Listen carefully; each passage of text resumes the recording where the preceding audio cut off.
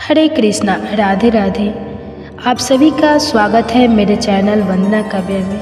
आप आज श्रवण करेंगे गर्भ कथा, जिसे गर्भवती माता को हर सुबह जरूर श्रवण करना चाहिए और अपने बच्चे को जरूर सुलाना चाहिए।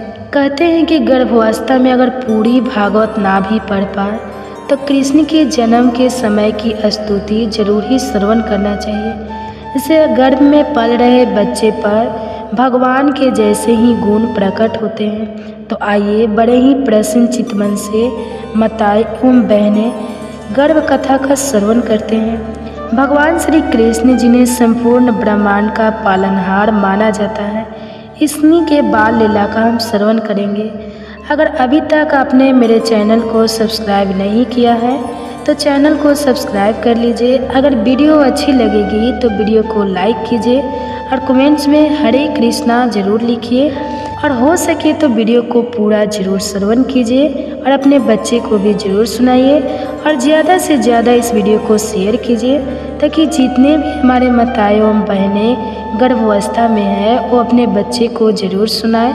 और बच्चे में भगवान के जैसे गुण भी आते हैं, बच्चे अच्छे संस्कार के पैदा होते हैं। तो भगवान श्री कृष्ण जी ने संपूर्ण ब्रह्मांड का पालनहार माना जाता है। उनका जब धरती पर जन्म लिया तो उन्हें बाल्यकाल की लीलाएं अत्यंत मोहक और चमत्कारी थी।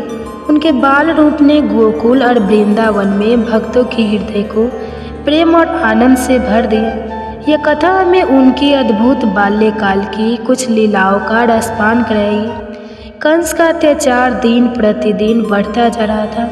उसने अपने बहन देवकी और उनके पति वासुदेव को कारागार में डाल दिया था, क्योंकि आकाशवाणी ने भविष्यवाणी की थी कि देवकी का 8वां पुत्र उसका संहार करेगा। जब श्री कृष्ण का जन्म हुआ तो कारागार के सभी द्वार अपने आप खुल गए और वासुदेव जी उन्हें टोकरी में रखकर यमुना पार गोकुल में नंद बाबा के घर ले गए। वहाँ उन्होंने यशोदा के नवजात शिशु के स्थान पर कृष्ण को रख दिया और लौट आए। सुबह होते ही नंद बाबा और यशोदा माता को यह अपार हर्ष हुआ कि उनके घर में एक सुंदर पुत्र ने जन्म लिया।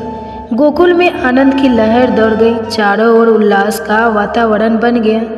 कंस ने कृष्ण को मारने के लिए कई असुरों को भेजा। उनमें से एक थी पुतना, जो बच्चों को मारने के लिए उन्हें विषैले दूध से पिलाती थी। वह सुंदर स्त्री का रूप धारण कर गोकुल पहुँची और कृष्ण की गोद में लेकर उन्हें स्तनपान कराने लगी।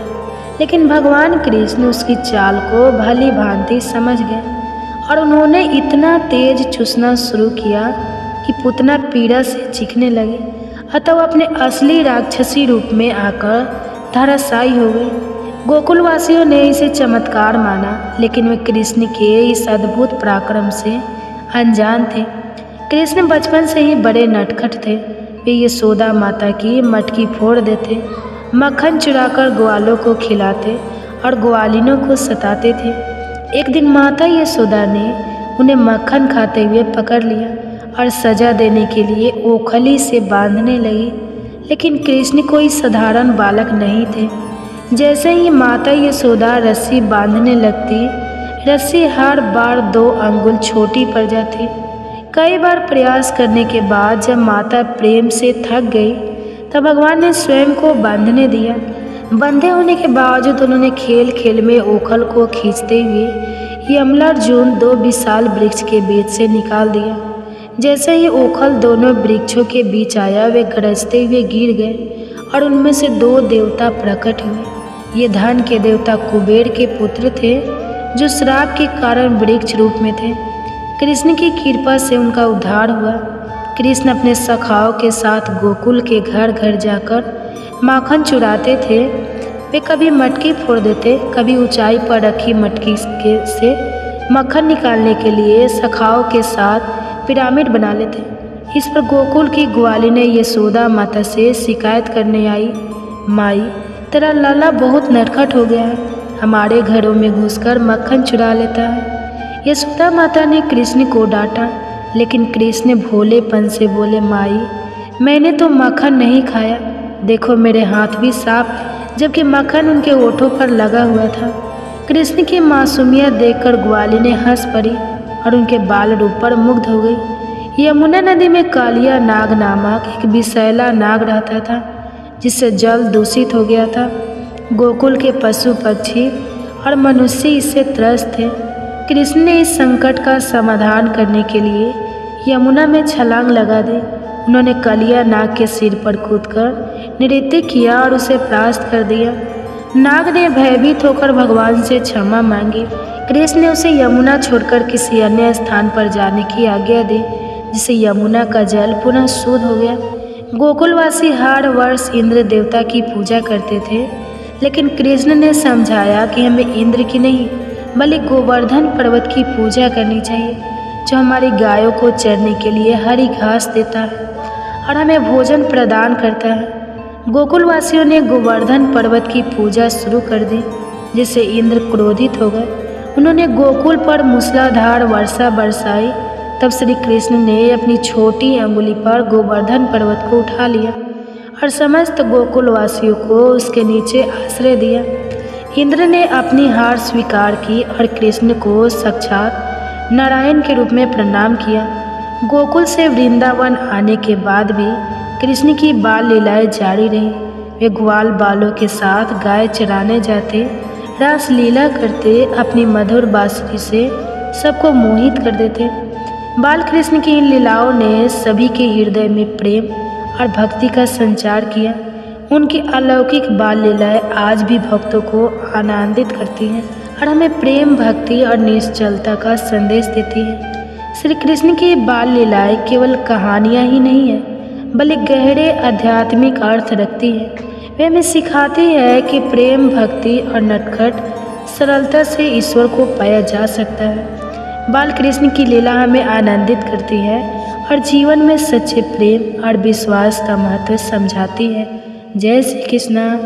श्रीमद् भागवत गीता में 18 अध्याय हैं, जिनमें कुल 700 श्लोक है और गर्भ गीता श्रीमद् भागवत गीता का ही एक भाग है। जिस प्रकार मंदिर के गर्भगृह में भगवान निवास करते हैं, उसी प्रकार भगवत गीता का मुख्य ज्ञान गर्भ गीता में समाया है। गर्भ गीता में जीव के जन्म और मृत्यु का संपूर्ण ज्ञान समाहित है। अपने परम कल्याण के लिए हर मनुष्य को इसका श्रवण करना चाहिए। भगवान श्री कृष्ण का वचन है कि जो प्राणी इस गर्भ गीता का सद्भावना से विचार और मनन करता है, वह फिर गर्भवास में नहीं आता है। उसे जीवन मरण के चक्र से छुटकारा मिल जाता है और ऐसी पवित्र है को भगवान के श्री चरणों में स्थित मिलता है। इसलिए हम सभी को गर्भ गीता का अनुशीलन अवश्य करना चाहिए। गर्भावस्था में माँ संतान का भाग्य भी निर्माण करती है।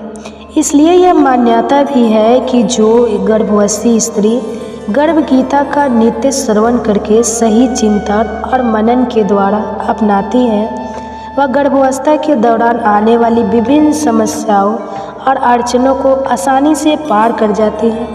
उसका गर्भस्थ शिशु श्रेष्ठ बुद्धि, श्रेष्ठ आचरण और गर्भ शुभ संस्कार ग्रहण करता है। जन्म लेने के बाद वह आदर्श जीवन व्यतीत करता है। इस प्रकार गर्भावस्था के दौरान गर्भ गीता को रोज पढ़ने या सुनने से एक श्रेष्ठ और संस्कारी संतान की प्राप्ति होती है। आइए दोस्तों, इस मुख्य ग्रंथ का पाठ श्रद्धापूर्वक प्रारंभ करते हैं। गर्भ गीता भगवान श्री कृष्ण और धनुर्धर अर्जुन के मध्य एक ऐसा दिव्य संवाद है, जिसमें अर्जुन उत्सुकता पूर्वक भगवान श्री कृष्ण से प्रश्न करता है, प्रश्न पूछता है और भगवान श्री कृष्ण संपूर्ण सृष्टि के प्रत्येक प्राणी मात्र के कल्याण हेतु अर्जुन के सभी प्रश्नों का उत्तर देकर उसकी जिज्ञासा को शांत करते हैं। अर्जुन पूछते हैं, हे मधुसूदन, कृपया आप मुझे बताएं कि प्राणी जब गर्भ योनि में आता है तो वह अपने किस गुण दोष के कारण आता है। प्राणी जन्म में पहले गर्भ में कष्ट पाता है और जन्म के समय भी असहनीय पीड़ा पाता है। इसके बाद भी वह रोग पीड़ा के कारण दुख पाता है। उसे बुढ़ापे में अनेक रोग घेर लेते हैं और उसकी मृत्यु हो जाती है। अतः हे भगवान, कृपया करके मुझे यह बताएं कि वे कौन से कार्य है जिससे मनुष्य जन्म मृत्यु के दुखों से बच सकता है। यह सुनकर भगवान मधुसूदन मुस्कुराते हुए बोले, हे श्रेष्ठ, धनुर्धारी अर्जुन, जन्म मृत्यु का बंधन तो उन प्राणियों की नियति है जो संसार में क्रियान्वित रहते हैं। जो प्राणी संसार में नष्ट होने वाले पदार्थों से प्रेम करते हैं, वे संसार की नश्वर वस्तुओं की इच्छा रखते हैं। यह पदार्थ मैंने पाया है और वह मैं पाऊंगा, ऐसी चिंता इस प्राणी के मन में उतरती ही नहीं है। आठों पहाड़ वह माया को ही मांगता है। इस मृत्यु लोक में जन्म लेने के पश्चाताप प्रत्येक जीवात्मा इस संसार की माया से प्रेरित होकर भौतिक संसाधनों के बंधनों में बंध जाती है। वह अपना मुख्य उद्देश्य, जो कि मृत ईश्वर की प्राप्ति है, उसे भूलकर परिवार, पुत्र पुत्री, सगे संबंधियों आदि के मुंह में फंसकर रह जाती है। जन्म से लेकर मृत्यु पर्यंत तक इन सभी में फंसे होने के बाद जब जीव का अंतिम समय आता है तो वह अपनी अधूरी इच्छाओं के बारे में ही सोचते हुए प्राण त्यागता है। ऐसा इस कारण होता है कि मानव जाति कभी संतुष्ट नहीं होती, उसे सदैव कुछ और की चाहत बनी रहती है। यही कारण है कि मनुष्य बार बार जन्म लेता है और मरता रहता है तथा यह चक्र निरंतर चलता ही रहता है। मनुष्य संसार की दौलत पाने की तो कामना करता है, परंतु भगवान की भक्ति से विमुख हो जाता है। इसलिए वह बार बार अनेक योनियों में पैदा होकर जीवन, मरण और गर्भ के दुख को भोगता है। अर्जुन पूछते हैं, हे माधव, संसार की मोह माया से मुक्ति पाना तो बहुत कठिन है। बड़े बड़े ऋषि मुनि भी इसे पार नहीं पा सके, तो साधारण मनुष्य की तो बात ही क्या है। काम, क्रोध, लोभ, मोह और अंधकार, ये 5 ऐसे शत्रु है जिससे मानव जाति दिन रात जूझता रहता है। कृपया करके यह बताइए कि साधारण मनुष्य इनसे छुटकारा पाकर अपना मन किस प्रकार प्रभु की भक्ति की ओर मोड़ सकता है, क्योंकि यह मन तो मदमस्तक हाथी की भांति है जो कभी टिक कर नहीं रहता। इसकी गति वायु के वेग से भी अधिक तीव्र है। हे जनार्दन, इस मदमस्तक हाथी को कैसे वश में किया जाए, अर्थात मनुष्य को कौन से प्रयत्न करना चाहिए। भगवान श्री कृष्ण कहते हैं, हे कुंते, यह मान निश्चय ही हाथी की भांति है और तृष्णा इसकी शक्ति है। मन इंद्रियों के वश में रहता है। जिस प्रकार मस्त हाथी को वश में करने के लिए महावत अंकुश का प्रयोग करता है, उसी प्रकार मन को काबू में करने के लिए ज्ञान रूपी अंकुश का प्रयोग आवश्यक है। भक्ति और ज्ञान अभ्यास करने पर ही प्राप्त होते हैं। अहंकार करने से जीवन नरक के समान हो जाता है। उसका मन सदैव व्याकुल ही रहता है तथा कभी भी शांत नहीं होता। अर्जुन ने पूछा, हे जनार्दन, कुछ प्राणी तो आपकी भक्ति करने के लिए वन जंगलों में जाकर रहते हैं और कुछ संसारिक मोह माया छोड़कर जगह जगह भटकते फिरते हैं। अतः हे प्रभु, इस बारे में कैसे पता चले कि आपकी भक्ति किस प्रकार प्राप्त हो सकती है। भगवान श्री कृष्ण कहते हैं, हे अर्जुन, जो प्राणी मुझे खोजने के लिए जंगलों में फिरते हैं वे सन्यासी और बैरागी कहलाते हैं। वे सिर पर जटा बांधते हैं तथा भस्म लगाते हैं, लेकिन फिर भी वे मेरे दर्शन नहीं कर पाते हैं, क्योंकि उनमें भक्ति और प्रेम नहीं है। वे अहंकार में डूबे हुए हैं। तप या बैरागी का अहम तो मेरी भक्ति है। भक्ति पाने में बाधा डालता है। शुद्ध मन से भक्ति करने वाले सतत अभ्यासी जो काम, क्रोध, मोह, लोभ और अहंकार में पड़े हैं, मैं उन्हीं की दर्शन देती हूँ। अर्जुन पूछते हैं, हे मधुसूदन, मनुष्य इस 5 विकारों से ग्रस्त होकर अपने सांसारिक जीवन को कष्ट कर लेता है। हे माधव, वह कौन सा पाप है जिसके कारण किसी की पत्नी की मृत्यु अल्पायु में हो जाता है, पिता के जीवन रहते पुत्र की मृत्यु हो जाती है, और किस पाप के कारण व्यक्ति नपुंसक हो जाता है। श्री भगवान बोले, हे अर्जुन, जो व्यक्ति किसी से कर्ज लेकर उसे चुकाता नहीं है, वह इस पाप कर्म से अपनी पत्नी को खो देता है। उसी प्रकार जो किसी की अमानत को नहीं लौटाता, उसके पुत्र मर जाते हैं। जो किसी व्यक्ति को सहायता करने का वचन देकर भी समय पर उसकी सहायता नहीं करता, वह नपुंसक हो जाता है। ये सभी बड़े भयंकर पाप है। अर्जुन ने फिर पूछा, हे कृपा निदान, मनुष्य के इस पाप के कारण हमेशा रोगी रहता है और किस पाप के कारण बोझा ढोने वाले गधे का जन्म पाता है। स्त्री तथा गधे का जन्म प्राणी को किस पाप कर्म के कारण मिलता है? मनुष्य किस कुकर्म के फलस्वरूप जाघन्य पशु मिलता है? श्री भगवान कहते हैं, हे धनुधारी, जो मनुष्य कन्या अथवा स्त्री को बेचने का कार्य करता है अथवा जो कन्या दान करता है और इस कन्या का मूल्य लेता है, वह हमेशा भयंकर रोगों से पीड़ित रहता है। जो अभक्ष भोजन करता है और विषय विकार के लिए मदिरा पान करता है और दूसरों को प्रताड़ित करता है, वह गधे का जन्म पाता है। जो झूठी गवाही देने वाला होता है, वह भाग्यहीन स्त्री का जन्म पाता है। जो भोजन बनाकर पहले स्वयं खा लेता है, बाद में भगवान को दान करता है, भोग लगाता है, वह बिल्ली या सुगर की योनि में जन्म लेता है। अर्जुन पूछते हैं, हे कृपा निधान, इस संसार में जिन प्राणियों को आपने स्वर्ण दिया है, उन्होंने कौन सा पुण्य काम किया है? और जिन प्राणियों को अपने धन धान्य प्रदान किया है और उत्तम वाहन दिए हैं, उन्होंने कौन से पुण्य किए हैं? इस संसार में आपने किसी को तो इतना सुंदर बनाया है और किसी को इतना कुरूप, किसी को धनवान बनाया, किसी को निर्धन। ऐसा क्यों है? भगवान श्री कृष्ण कहते हैं, हे धनंजय, जो उत्तम रीति तिथि से किसी सुपुत्र का स्वर्ण दान करता है, वह उत्तम वाहन और धन धान्य प्राप्त करता है। जो भगवान को साक्षी मानकर कन्यादान करते हैं, वे उत्तम पुरुष का जन्म पाते हैं। हे अर्जुन, जिन प्राणियों ने अन्य दान किया है, उनका स्वरूप सुंदर होता है और जिन्होंने विद्या दान किया है, वे विद्वान होते हैं। जो संतों की सेवा करते हैं, वे धनवान होते हैं और पुत्रवान होते हैं। अर्जुन ने पूछा, हे मधुसूदन, मनुष्य धन और सांसारिक सुखों के प्रति इतना मोह क्यों रखता है? भगवान श्री कृष्ण बोले, हे अर्जुन, तब प्राणी मेरी कृपा से वंचित हो जाता है, तब वह सांसारिक बंधनों के मोह में आसक्त हो जाता है। वह धन दौलत आदि से मोह करने लगता है। संसार के समस्त बंधन न समान है। यही जानकर विवेक प्राणी इनसे दूर रहता है। वह जानता है कि लाभिनी जीवन मरण, यश उपयश तथा मान सम्मान सभी कुछ ईश्वर के अधीन है। संसार के घटने वाली प्रत्येक घटना परमात्मा की इच्छा से ही घटित होती है। यही कारण है कि विवेकिक जन दुख या सुख चाहे कैसी भी परिस्थिति में है, समान भाव से रहते हैं।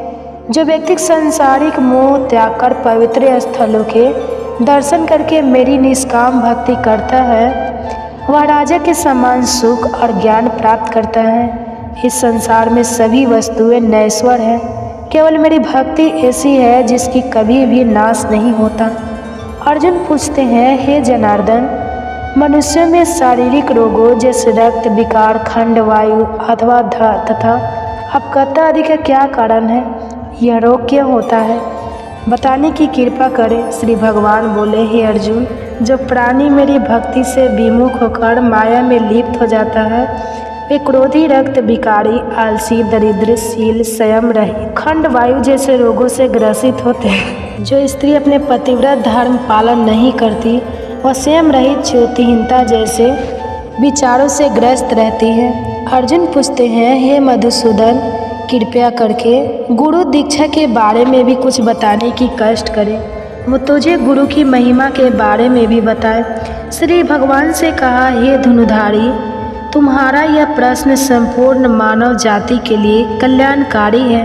तुम धन्य हो और धन्य है तुम्हारी जननी। हे पार्थ, ब्रह्मचारी और संयमी पुरुष जो ईश्वर की भक्ति और परोपकार में लगा हो, उसे ही अपना गुरु बनाना चाहिए। गुरु के माध्यम से ही ईश्वर की प्राप्ति हो सकती है, अन्यथा नहीं। इसलिए अपने गुरु की देख रेख में ही मेरी पूजा करें। गुरु का निरादर करने वाला मनुष्य कभी ईश्वर की प्राप्ति नहीं कर सकता तथा वह आजीवन मृत्यु लोक में भटकता रहता है। ऐसे व्यक्ति का तो मुख भी नहीं देखना चाहिए। गुरु की कृपा से विमुख प्राणी का मुख देखना भी पाप होता है। हे अर्जुन, सारे संसार के गुरु जगन्नाथ है।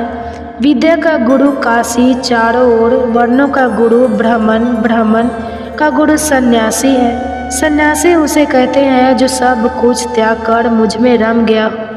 वह ब्राह्मण जगत गुरु है। जो गुरु का भक्त है वह मेरा भक्त है। जो गृहस्थ गुरु से विमुख होता है वह चंडाल के समान है। जिस जगह मदिरा का भांड हो उस स्थान का गंगा जल भी अपवित्र होता है। इसी तरह गुरु से विमुख व्यक्ति का भजन भी अपवित्र होता है। इनके सभी कार्य निसफल है। ऐसा व्यक्ति कुकर, सुगर, गधा, काक इन योनियों को पाता है। वह अजगर सर्प के समान आलस्य में डूबा तिरस्कार पाता है। वह कौन से गुरु दीक्षा के बिना प्राणी का उद्धार संभव नहीं है। जो गुरु की सेवा करता है उसको कई अश्वमेध यज्ञ के पुण्य का फल मिलता है। हे अर्जुन, जो प्राणी गर्भ गीता में अंकित हमारी संवाद को पढ़ेंगे और सुनेंगे वे गर्भ के दुख से बचेंगे। वे वरण लोक की 84 लाख योनियों से जन्म मरण के चक्कर से मुक्त हो जाएंगे। भगवान श्री कृष्ण के मुखार बीच के इस प्रसंग को अर्जुन ने बड़े ध्यान से सुना। इसी कारण इस पाठ का नाम गर्भ गीता पड़ा। इस प्रसंग को पढ़ने और सुनने से व्यक्ति को पुण्य का फल मिलता है तथा उस व्यक्ति पर सदैव भगवान श्री कृष्ण की कृपा बनी रहती है तथा सभी मनोकामनाएं पूर्ण होती हैं। पूर्ण होने के साथ साथ इस जन्म तथा पिछले जन्म के लिए किए गए पापों से भी छुटकारा मिलता है। हर रोज गर्भ गीता का पाठ करना सुनना गर्भवती महिला के लिए अति उत्तम माना जाता है। हर एक गर्भवती महिला को गर्भ गीता का पाठ जरूर करना चाहिए। इससे उसकी संतान अच्छे विचारों और गुणवान संस्कारों वाली बनेगी। दोस्तों, मैं आशा करता हूँ कि आपको ये वीडियो अवश्य पसंद आया होगा। वीडियो को लाइक और शेयर करके कमेंट में जय श्री कृष्णा राधे राधे लिखना ना भूलें। और ऐसे ही ज्ञानवर्धक वीडियो पाने के लिए, गर्भ गीता सुनने के लिए हमारे चैनल को सब्सक्राइब करके घंटी जरूर दबा लें। भगवान श्री कृष्ण आपको और आपके संतान को हमेशा प्रसन्न रखें। जय श्री राधे कृष्णा राधे राधे राधे राधे। प्रेगनेंसी में अगर पूरी भागवत ना भी पढ़ पाए तो गर्भ कथा अवश्य श्रवण करना चाहिए। हर माताएं एवं बहनें जो गर्भावस्था के दौरान अपने बच्चे को गुणवान और स्वस्थ होने के लिए गर्भ कथा जरूर श्रवण करना चाहिए। आइए हम श्रवण करते हैं गर्भ कथा। आपको ये कथाएं अच्छी लगती है तो वीडियो को लाइक कीजिए और कमेंट बॉक्स में हरि का नाम जरूर लिखिए। और हमारे चैनल पर नए हैं, अगर आप हमारी आवाज़ पहली बार सुन रहे हैं तो चैनल को सब्सक्राइब कर लीजिए और बेल आइकन को भी प्रेस कर लीजिएगा ताकि ऐसे ही वीडियो आप सबके पास पहुंचे। और ज़्यादा से ज़्यादा शेयर कीजिएगा ताकि जो भी माताएं बहनें हैं अपने गर्भावस्था के दौरान अपने बच्चे को जरूर सुनाएं और वो भी श्रवण करें गर्भ कथा। श्रीमद् भागवत महापुराण में गर्भ कथा वर्णित है। श्रीमद् महापुराण महर्षि वेदव्यास द्वारा रचित 18वां महापुराणों में से एक है, जिसमें भगवान श्री कृष्ण के दिव्य लीलाओं का विस्तृत वर्णन है। यह कथा जीवन के गूढ़ रहस्यों को उजागर करने के साथ साथ भक्ति, ज्ञान और वैराग्य का संदेश देती है। गर्भ कथा एक अत्यंत रहस्यमयी और गूढ़ कथा है जिसे भगवान श्री कृष्ण ने अर्जुन को सुनाया था। महाभारत के युद्ध के बाद जब पांडवों ने कौरवों पर विजय प्राप्त कर ली तब यदुवंश और पांडवों में असीम प्रेम था। भगवान श्री कृष्ण जो अर्जुन के सखा और मार्गदर्शक थे, उन्हें समय समय पर धर्म और जीवन के रहस्य से अवगत कराते रहते थे। एक बार अर्जुन ने भगवान श्री कृष्ण से जीवन के रहस्य और जन्म मरण के चक्र के विषय में प्रश्न किया। अर्जुन ने कहा, हे माधव, यह बताइए कि जीवात्मा जन्म और मरण के चक्र में क्यों फंसती है? गर्भ में जीवात्मा की स्थिति क्या होती है? क्या गर्भ में भी जीव को पूर्व जन्म की स्मृति रहती है? भगवान श्री कृष्ण मुस्कुराए और अर्जुन को एक गूढ़ रहस्य बताने लगे। भगवान श्री कृष्ण बोले, हे पार्थ, जब जीव अपने कर्मों के अनुसार पूर्ण जन्म प्राप्त करता है तब वह स्त्री के गर्भ में प्रवेश करता है। यह प्रवेश शुक्र और शनि पुरुष और स्त्री के बीच के संयोग से होता है। गर्भ में 9 मास तक जीव एक संकुचित अवस्था में रहता है। प्रारंभ में वह केवल एक बिंदु मात्र होता है, फिर धीरे धीरे उसमें विकास होने लगता है। हे धनंजय, जीव गर्भ में अत्यंत कष्ट सहन करता है। वह माता के आहार विहार से प्रभावित होता है। गर्भ में उसका शरीर मल मूत्र के बीच स्थित रहता है और अत्यंत पीड़ा में होता है। हे कुंती पुत्र, गर्भ में स्थित जीवात्मा अत्यंत विवश होता है। वह अपने पूर्व जन्मों के सभी कर्मों को स्मरण करता है और भगवान से प्रार्थना करता है कि हे प्रभु, इस बार मुझे इस संसार सागर से मुक्त कर दीजिए। मैं आपके चरणों में शरण लेता हूँ। कृपया मुझे यह मनुष्य जन्म व्यर्थ न गंवाने दे। यह जीव जब माता के गर्भ में होता है तब उसे अपने पूर्व जन्मों की स्मृति होती है, परंतु जैसे ही वह जन्म लेता है वैसे ही माया उसे अपनी गोद में भर लेती है और वह पूर्व जन्मों के कर्मों को भूल जाता है। उसके हृदय में अज्ञान का पर्दा छा जाता है और वह संसार के मोह में फंस जाता है। भगवान श्री कृष्ण ने आगे कहा, हे अर्जुन, गर्भ में स्थित जीवात्मा अत्यंत दुखी होता है। वह भगवान से प्रार्थना करता है, हे प्रभु, इस बार मुझे इस जीवन में भक्ति का अवसर दे। मैं आपके श्री चरणों की सेवा करना चाहता हूँ। मुझे मोक्ष प्राप्त करने का मार्ग दिखाएं। मैं इस संसार के बंधनों से मुक्त होना चाहता हूँ। परंतु जब वह संसार में आता है तब वह मोह माया और विषय वासना में लिप्त हो जाता है। माता पिता, भाई बहन, परिवार, समाज और संपत्ति के मोह में वह अपने वास्तविक लक्ष्य को भूल जाता है। भगवान श्री कृष्ण ने अर्जुन को समझाते हुए कहा, हे पार्थ, यह संसार एक चक्र के समान है। जब तक जीव अपने कर्मों से बंधा रहता है तब तक वह जन्म और मरण के बंधनों से मुक्त नहीं हो सकता। केवल वे ही ज्ञानी हैं जो इस चक्र को समझकर भगवान की भक्ति में लीन हो जाते हैं और इस संसार के बंधन से मुक्त हो जाते हैं। जो मनुष्य जीवन को भोग विलास में व्यर्थ कर देते हैं वे पुनः जन्म मरण के चक्र में फंस जाते हैं, परंतु जो भगवान के चरणों की शरण लेते हैं वे इस चक्र से मुक्त होकर मोक्ष को प्राप्त करते हैं। भगवान श्री कृष्ण ने अंत में अर्जुन को उपदेश देते हुए कहा, हे अर्जुन, यदि मनुष्य यह समझ ले कि वह गर्भ में कितना कष्ट सहता है और किस प्रकार भगवान से प्रार्थना करता है तो वह जीवन में व्यर्थ नहीं भटकेगा। उसे अपने हर क्षण का सदुपयोग भगवान की भक्ति में लगाना चाहिए। जो मनुष्य अपने जीवन को सत्कर्म, भक्ति और सेवा में लगाता है वही इस जन्म मरण के चक्र से मुक्त हो सकता है। अर्जुन ने भगवान श्री कृष्ण के इस उपदेश को सुनकर नतमस्तक होकर कहा, हे केशव, आपने मुझे जीवन का वास्तविक ज्ञान प्रदान किया। अब मैं अपने समस्त कर्मों को भगवान की सेवा में अर्पित करूंगा और इस संसार सागर से पार पाने का प्रयास करूंगा। इस प्रकार श्री कृष्ण ने अर्जुन को गर्भ कथा सुनाकर जीवन और मरण के रहस्य का उद्घाटन किया। यह कथा हमें सिखाती है कि जीवन अनमोल है और इसे भक्ति, सेवा और सत्कर्मों में लगाना चाहिए ताकि हम इस संसार के बंधन से मुक्त होकर मोक्ष को प्राप्त कर सकें। तो आप सबों को ध्रुव की कथा श्रवण कराती हूँ, जो बहुत समय पहले की बात है। प्राचीन काल में सूर्यवंश में उतानपाद नामक राजा राज्य करते थे। उनकी 2 रानियाँ थीं, सुनुति और सुरुचि। सुनुति राजा की ज्येष्ठ रानी थी, किंतु राजा को अधिक प्रिय उनकी दूसरी रानी सुरुचि थी। इस कारण सुनुति और उनके पुत्र ध्रुव को राजमहल में तिरस्कार और अपमान का सामना करना पड़ता था। भगवान विष्णु की कृपा से ध्रुव का जन्म हुआ, परंतु उनका जीवन प्रारंभ से ही संघर्षमय रहा। जब ध्रुव छोटे थे तब एक दिन राजमहल में एक घटना घटी जिसने उनके जीवन को बदल दिया।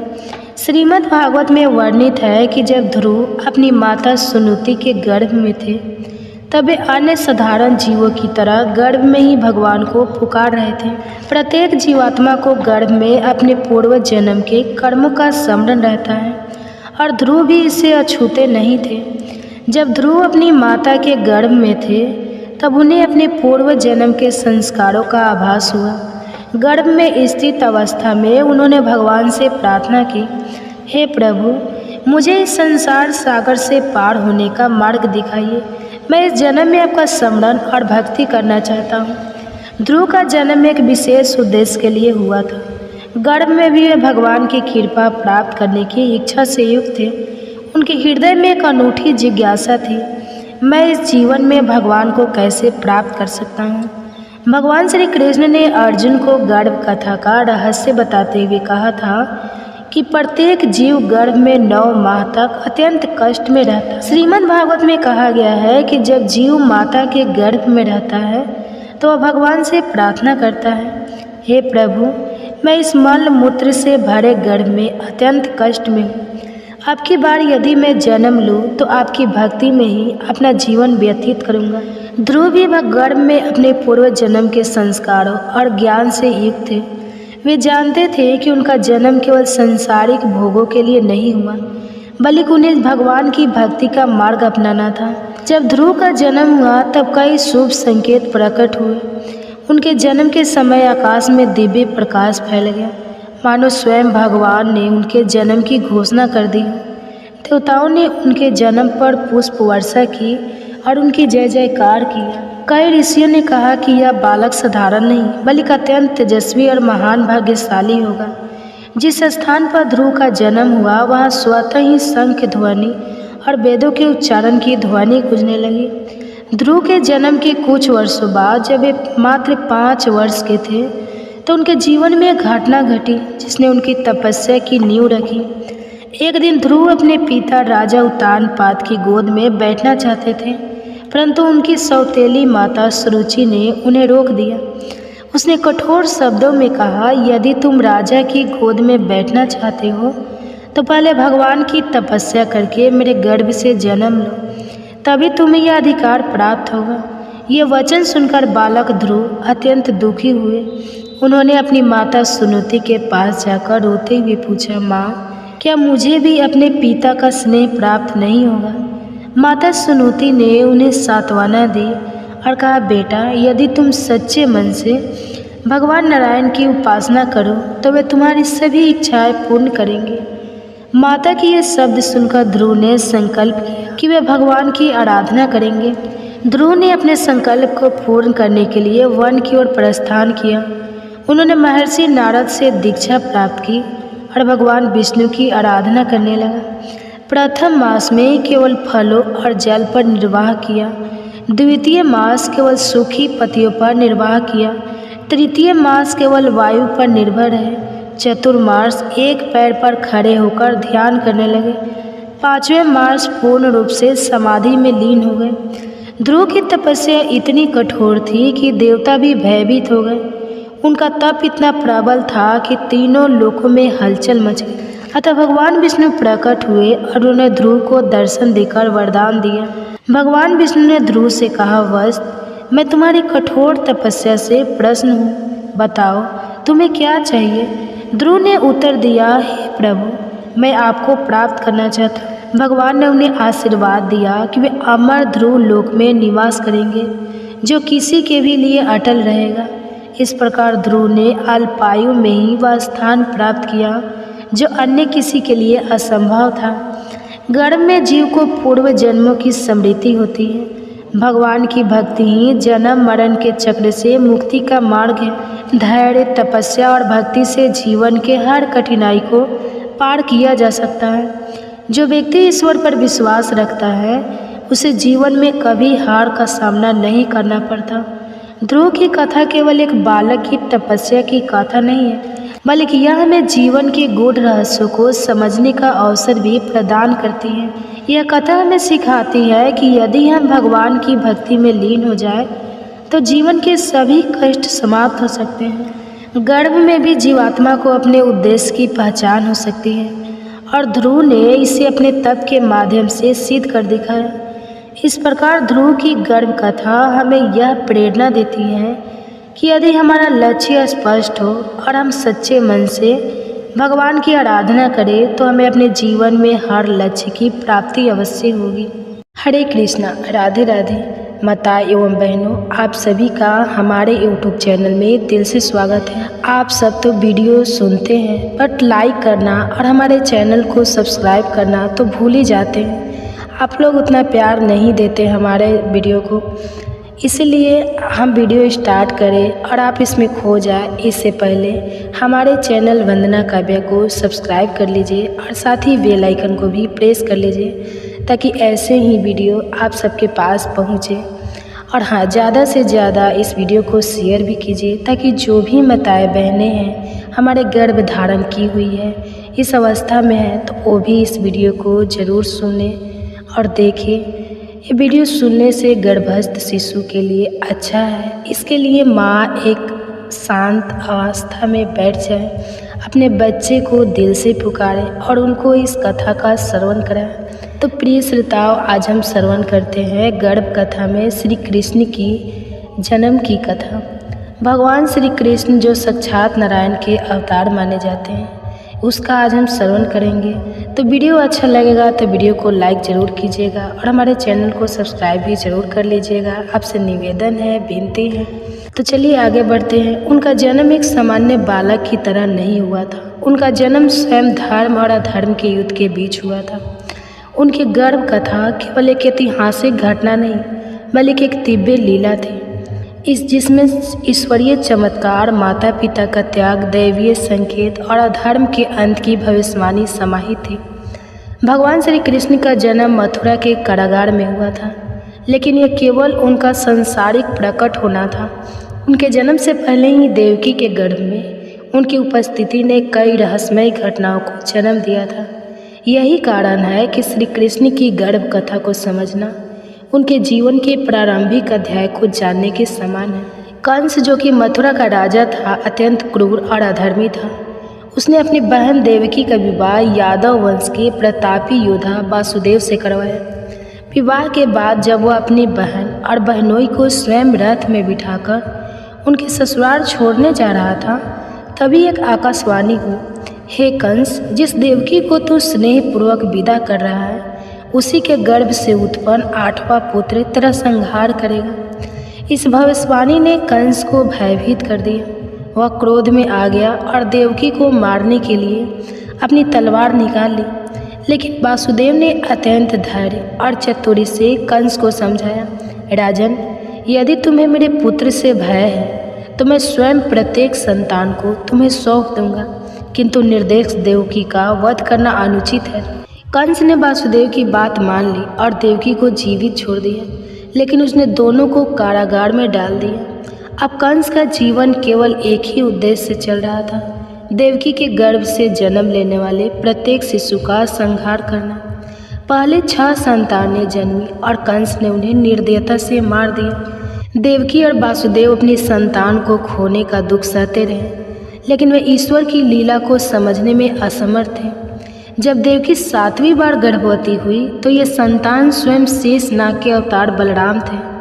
भगवान विष्णु के आदेश से योग माया ने इस गर्भ को रोहिणी के गर्भ में स्थापित कर दिया, जो वासुदेव की दूसरी पत्नी थी और गोकुल में निवास कर रही थी। अब देवकी की कोख खाली हो गई, लेकिन कंस को इसका भान नहीं हुआ। उसने समझा कि यह गर्भ नष्ट हो गया, परंतु वास्तविक चमत्कार तो 8वें गर्भ में हुआ। अब वह क्षण आ गया जब स्वयं भगवान विष्णु देवकी के गर्भ में प्रवेश करने वाले थे। जब देवकी पुनः गर्भवती हुई तो समस्त ब्रह्मांड में दिव्य ऊर्जा का संचार होने लगा। देवकी के शरीर से दिव्य आभा निकलने लगी। उनका चेहरा अद्भुत तेज से दमकने लगा। मथुरा नगरी में शीतल हवा चलने लगी, जिससे लोगों में हर्ष व्याप्त हुआ। देवताओं ने स्वर्ग से पुष्प वर्षा की। ब्रह्मा, विष्णु, महेश ने प्रार्थना की, हे परमात्मा, आप अधर्म का अंत करने आ रहे हैं, हम आपका स्वागत करते हैं। यह देखकर कंस को संदेश हुआ। उसने सोचा, देवकी इतनी प्रसन्न क्यों दिख रही है, अवश्य ही इस बार का गर्भ विशेष है। कंस और भी अधिक सतर्क हो गया। उसने कारागार की सुरक्षा बढ़ा दी।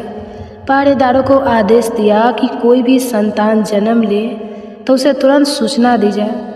अब वो रात आई जो संपूर्ण मानवता के लिए एक नया संदेश लेकर आई थी। अधर्म कितना भी शक्तिशाली क्यों न हो, अतः सत्य और धर्म की विजय होती है। अष्टमी तिथि की आधी रात थी। आसमान में अद्भुत चंद्रमा था। शीतल मंद पवन बह रही थी। देवकी ने अत्यंत दिव्य रूप से बालक को जन्म दिया। जन्म के समय कोई प्रसव पीड़ा नहीं हुई। कारागार के द्वार स्वतः खुल गए। पहरेदार गहरी निद्रा में सो गए। हथकड़ियाँ स्वतः खुल गई। पूरी पृथ्वी पर शांति छा गई। जन्म लेते ही श्री कृष्ण अपने 4 भुजाओं वाले नारायण स्वरूप में प्रकट हुए। वे शंख, चक्र, गदा और पग धारण किए हुए थे। उनके सिर पर मुकुट, गले में वनमाला और शरीर पर पीताम्बर शोभायान था। उन्होंने देवकी और वासुदेव को दर्शन दिए और कहा, माता पिता, मैं तुम्हारा पुत्र हूँ, लेकिन यह मेरा मूल रूप है। मैं तुम्हें पूर्व जन्म के वरदान स्वरूप प्राप्त हुआ हूँ। अब तुम मुझे गोकुल ले जाओ और यशोदा माता को सौंप दो। बदले में उनके गर्भ से जन्मी कन्या को यहाँ ले आओ। देवकी और वासुदेव ने हाथ जोड़कर भगवान की स्तुति की। वासुदेव ने देखा कि कारागार के द्वार खुले हुए थे। उन्होंने बालक श्री कृष्ण को एक टोकरी में रखा और यमुना नदी की ओर बढ़ चले। जैसे ही वासुदेव यमुना में पहुँचे, जल अपने आप 2 भागों में बट गया। भगवान शेषनाग ने अपने फन से श्री कृष्ण को वर्षा से बचाया। गोकुल में यशोदा माता प्रसव वेदना में थी और उन्होंने एक कन्या को जन्म दिया। वासुदेव ने श्री कृष्ण को यशोदा के पास सुलाकर कन्या को उठा लिया और वापस मथुरा लौटे। जब कंस को यह सूचना मिली कि देवकी ने संतान को जन्म दिया है, तो वह दौड़ता हुआ कारागार पहुंचा। उसने बालिका को हाथ में उठाकर पत्थर पर पटकना चाहा, लेकिन तभी वह बालिका योग माया का रूप धारण कर आकाश में उड़ गई। योग माया ने कंस से कहा, अरे मूर्ख, मुझे मारने से कुछ नहीं होगा। तेरा काल तो गोकुल में जन्म ले चुका है। कंस भयभीत हो गया। उसे आभास हो गया कि उसका अंत निश्चित है। भगवान श्री कृष्ण का जन्म केवल एक दिव्य घटना नहीं, बल्कि एक संदेश था कि जब भी अधर्म अपनी चरम सीमा पर पहुंचता है, तब ईश्वर स्वयं अवतार लेते हैं। यह गर्भ कथा हमें यह सिखाती है कि सत्य, धर्म और प्रेम कभी पराजित नहीं होते। माता देवकी के गर्भ में भगवान विष्णु का आगमन, उनकी दैवीय लीलाएं और वासुदेव का उनका संरक्षण करना, यह सब दर्शाता है कि जब धर्म की रक्षा का समय आता है, तब संपूर्ण ब्रह्मांड स्वयं सहायता करता है। श्री कृष्ण का जन्म केवल एक युग की शुरुआत नहीं, बल्कि अधर्म के अंत का संकेत था। यही कारण है कि उनकी गर्भ कथा हमें अनंत काल तक प्रेरणा देती रहेगी। तो माताएं बहनें, आपको ये सब कैसे लगे, कमेंट्स करके जरूर बताएं। एक और कथा सुनिए। गर्भ का अर्थ केवल एक बच्चे को जन्म देने की प्रक्रिया से कहीं अधिक है। यह सृजन, मर्तित्व, प्रेम और संघर्ष का मिश्रण है। यह वह अवस्था है जब एक नन्ही सी जान माँ के शरीर में आकार लेती है, उसकी भावनाओं को समझती है और उसके साथ एक अनोखा संबंध स्थापित करती है। यह कथा एक ऐसी माँ की है जिसकी कोख में पल रहा बच्चा उसके जीवन का सबसे बड़ा सहारा भी बन गया। यह केवल एक कहानी नहीं, बल्कि मर्तित्व, संघर्ष और विश्वास की यात्रा है। रेखा को जैसे ही पता चला कि वह गर्भवती है, उसकी आंखों में चमक आ गई। यह उसके जीवन का सबसे खूबसूरत पल था। शादी के 5 साल बाद यह खुशखबरी उसे मिली थी। उसकी शादी अमित से हुई थी, जो एक प्राइवेट कंपनी में नौकरी करता था। दोनों की जिंदगी साधारण थी, लेकिन प्यार और समझ से भरी हुई थी। डॉक्टर के क्लिनिक से लौटते समय रेखा के हाथ में रिपोर्ट थी और दिल में अनगिनत सपने। और सोचने लगी, अब मेरी ज़िंदगी बदलने वाली है। अब मैं सिर्फ रेखा नहीं, एक माँ भी बनने वाली हूँ। रात को जब अमित ऑफिस से लौटा तो रेखा ने उसे यह खुशखबरी दी। अमित ने उसे गले लगा लिया और खुशी के मारे उसकी आंखें छलछला उठी। यह सच है रेखा? उसने आश्चर्य से पूछा। हाँ अमित, हम माता पिता बनने वाले हैं। उस रात दोनों ने अपने भविष्य के बारे में ढेर सारी बातें की। वे अपने होने वाले बच्चे के लिए नाम सोचने लगे, उसके लिए छोटे छोटे कपड़े और खिलौने खरीदने की कल्पना करने लगे। समय बीतता गया और गर्भधारण के 3रे महीने में रेखा को कमजोरी महसूस होने लगी। उसे चक्कर आते, भूख कम हो गई और शरीर पहले की तरह मजबूत नहीं रहा। डॉक्टर ने जांच की और बताया कि उसकी प्रेगनेंसी जटिल हो सकती है। तुम्हें बहुत सावधानी बरतनी होगी। रेखा, डॉक्टर ने कहा, तनाव मत लो, सही खान पान रखो और जितना हो सके आराम करो। रेखा परेशान थी, लेकिन उसने हिम्मत नहीं हारी। अमित हर संभव कोशिश कर रहा था कि उसे कोई तकलीफ ना हो। वो ऑफिस से जल्दी लौट आता, रेखा का ध्यान रखता और घर के सारे काम संभालता। मगर मुश्किलें यहीं ख़त्म नहीं हुई। अमित की कंपनी अचानक बंद हो गई और वह बेरोजगार हो गया। घर में पैसों की तंगी होने लगी। रेखा का इलाज भी महंगा था, लेकिन अमित ने हार नहीं मानी। उसने छोटे मोटे काम करने शुरू कर दिए। कभी टैक्सी चलाता, कभी ऑनलाइन फ्रीलांसिंग करता। रेखा ने भी हिम्मत बनाए रखी। वो अपने पेट में पल रहे बच्चे से बातें करती। बेटा, तू मेरा सहारा है, हम दोनों मिलकर इस मुश्किल दौर को पार कर लेंगे। गर्भ के 5वें महीने में रेखा ने पहली बार अपने बच्चे की हलचल महसूस की। वह क्षण जादुई था। उसकी आंखों से आंसू बह निकले, लेकिन ये आंसू खुशी के थे। रेखा का रिश्ता अब अपने बच्चे से और गहरा हो गया था। वो उसे बातें करती, कहानियाँ सुनाती और महसूस करती कि अंदर कोई उसे सुन रहा है। एक दिन जब अमित घर पर नहीं था, रेखा अकेली बैठी थी। अचानक उसे घबराहट होने लगी। पेट में तेज दर्द हुआ और वह बेहोश हो गई। पड़ोस की महिला उसे अस्पताल ले गई। डॉक्टर ने बताया कि उसकी हालत नाजुक है, लेकिन चिंता की कोई बात नहीं। जब अमित अस्पताल पहुंचा तो उसने रेखा को देखा और उसके पास बैठकर उसका हाथ थाम लिया। सब ठीक हो जाएगा रेखा, उसने विश्वास से कहा। रेखा ने हल्की मुस्कान दी। हमारा बच्चा बहुत मजबूत है अमित, मुझे पता है यह हमें कभी हारने नहीं देगा। गर्भ के 8वें महीने तक आते आते उनकी आर्थिक स्थिति कुछ बेहतर हुई। अमित को एक नई नौकरी मिल गई थी और अब वे अपने बच्चे के स्वागत के लिए तैयार थे। गर्भ के 9वें महीने में एक रात रेखा को प्रसव पीड़ा शुरू हुई। अमित उसे अस्पताल ले गया। वहाँ घंटों इंतजार के बाद डॉक्टर बाहर आए और बोले, बधाई हो, आपको बेटा हुआ है। अमित की आंखों में आंसू आ गए। उसने भगवान का धन्यवाद किया और दौड़ते हुए रेखा के पास पहुंचा। रेखा ने थकान भरी मुस्कान के साथ अपने बेटे को देखा। देखो अमित, यह हमारा सपना था जो अब हमारी गोद में है। बच्चे ने अपनी छोटी सी मुट्ठी से रेखा की अंगुली पकड़ ली। यह स्पर्श एक नया वादा था, एक नई शुरुआत, जहां माँ और बेटे का रिश्ता और भी गहरा हो गया। यह गर्भ की केवल एक कहानी नहीं, बल्कि मातृत्व की शक्ति, संघर्ष की परीक्षा और प्रेम की जीत का प्रमाण थी। रेखा और अमित की तरह ही हर माता पिता अपने बच्चे के लिए कई त्याग करते हैं, कठिनाइयों से लड़ते हैं, लेकिन अंत में उनके जीवन में एक नन्हा सा उजाला आकर सारी परेशानियों को दूर कर देता है। गर्भ केवल एक शारीरिक प्रक्रिया नहीं, बल्कि एक भावनात्मक और आध्यात्मिक यात्रा भी है। यह वह सफ़र है जहाँ एक माँ अपने बच्चे को जन्म देने से पहले ही उससे प्यार करने लगती है और एक बच्चा जन्म से पहले ही अपनी माँ का सहारा बन जाता है।